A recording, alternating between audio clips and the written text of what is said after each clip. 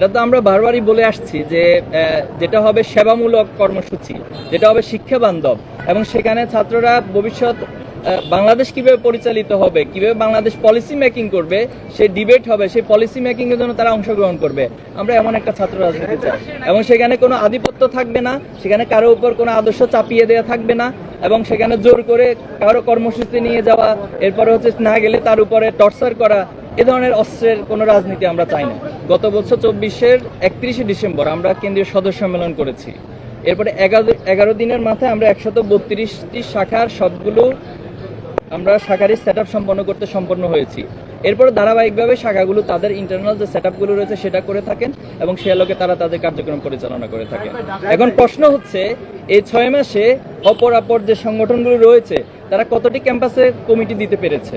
তো তারাই যদি আবার যে অভিযোগগুলো করেন সেটা যদি আবার আপনারা আমাদের কাছে রিপ্লেস করেন, তাহলে এই কম্পারিজন, এটা তো ইনসাফ হলো না, এটা একটা বেইনসাফি প্রশ্ন হলো। কোটি মানুষের আস্থার ভালোবাসায় 11 বারের মতো দেশের 1 নম্বর রেফ্রিজারেটর ব্র্যান্ড ওয়ালটন।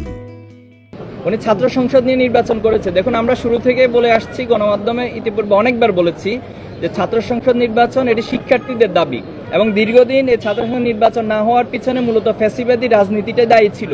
যেহেতু ফ্যাসিবাদের বিলোপ হয়েছে, এখন ছাত্র সংসদ নির্বাচনের মাধ্যমে ছাত্ররা, শিক্ষার্থীরা তাদের প্রকৃত প্রতিনিধি নির্বাচন করবেন, এটাই খুব স্বাভাবিক। কিন্তু আমরা দেখছি যে আমাদের বন্ধু প্রতিম সংগঠন তারাই নির্বাচন চায় না। কেন চায় না? তারা বলছে এখানে সংস্কার প্রয়োজন।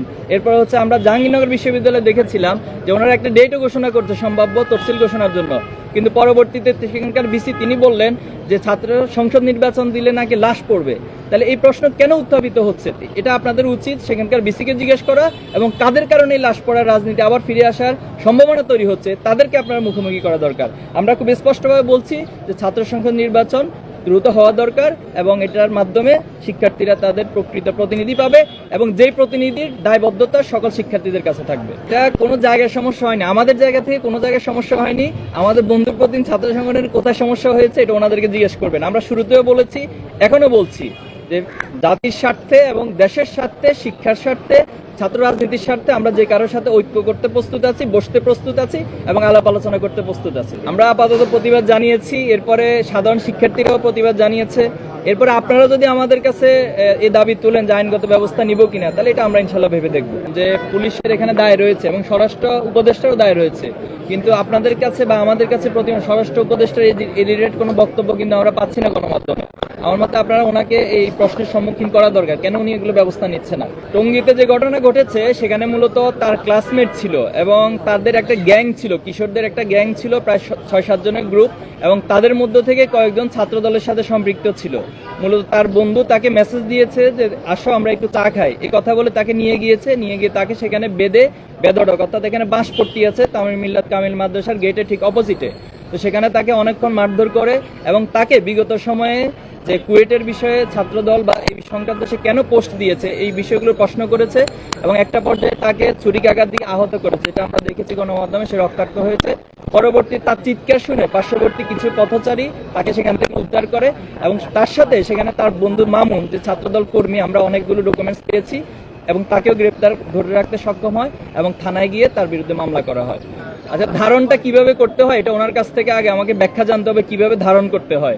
আমরা অসংখ্য কর্মসূচি পালন করেছি, শুধু এবছর না, প্রত্যেক বছরই আমরা সেটা কর্মসূচি পালন করে থাকি, এবং আমি আমার বক্তব্যের শুরুতে 52 শহীদদেরকে স্মরণ করে শুরু করেছি। এরপরে কিভাবে ধারণ করতে হয় এটা ওনার কাছ থেকে একটা লিখিত স্ক্রিপ্ট আমাকে দিবেন, আমরা সেভাবে করে ধারণ করার চেষ্টা করব। জুলাই স্প্রিটটাই হলো ঐক্যবদ্ধ একটা সম্মিলিত প্রয়াসের যে চিন্তা চেতনা, তারই একটা বহিঃপ্রকাশ ছিল জুলাই অভ্যুত্থান। তো আমরা চেয়েছিলাম যে এরপরে আসলে সকলে ঐক্যবদ্ধভাবে কাজ করবে।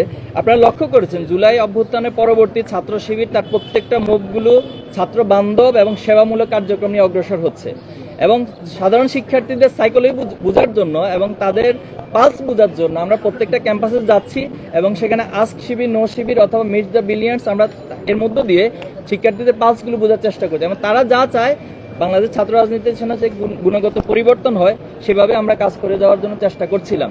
কিন্তু আমাদের বন্ধু প্রতিম তারা আমাদের প্রতিপক্ষ শব্দ ব্যবহার করে, আমরা বন্ধু প্রতিম শব্দটি খুব সচেতনভাবে ব্যবহার করে বলছি। ওনারা এই একই কর্মসূচি না নিয়ে ওনারা হচ্ছে শোডাউন, আগের স্টাইলে মিছিল মিটিং অথবা হল দখল, সিট দখল, এই ধারার মধ্যে যাচ্ছিলেন। এই কারণে শিক্ষার্থীরা ওনাদেরকে অনেকটা প্রত্যাখ্যান করছে। তো এই কষ্টটা ওনারা শিক্ষার্থীদের উপর না উঠাতে পেরে অনেকটা আমাদের ছাত্র শিবিরের উপর সেই কষ্ট এবং ক্ষোভটা ওনারা উঠাতে গিয়ে মূলত এই বিরোধের জায়গাটা তৈরি হয়েছে। আমরা শুরু থেকে ওনাদের সাথে নয়াপল্টন অফিসে গিয়ে বসেছিলাম। তো এরপরে অনেকবার আমরা ওনাদেরকে ইনভাইট করেছি, আসুন আমরা একটু বসি, কিভাবে ছাত্র রাজনীতির গুণগত পরিবর্তন আমরা করতে পারি, কিন্তু ওনারা আমাদের কোনো আহ্বানেই সাড়া দেন না। তো এই পরিস্থিতিতে আসলে দায়টা কাকে দিবেন এটা আপনারাই ঠিক করবেন।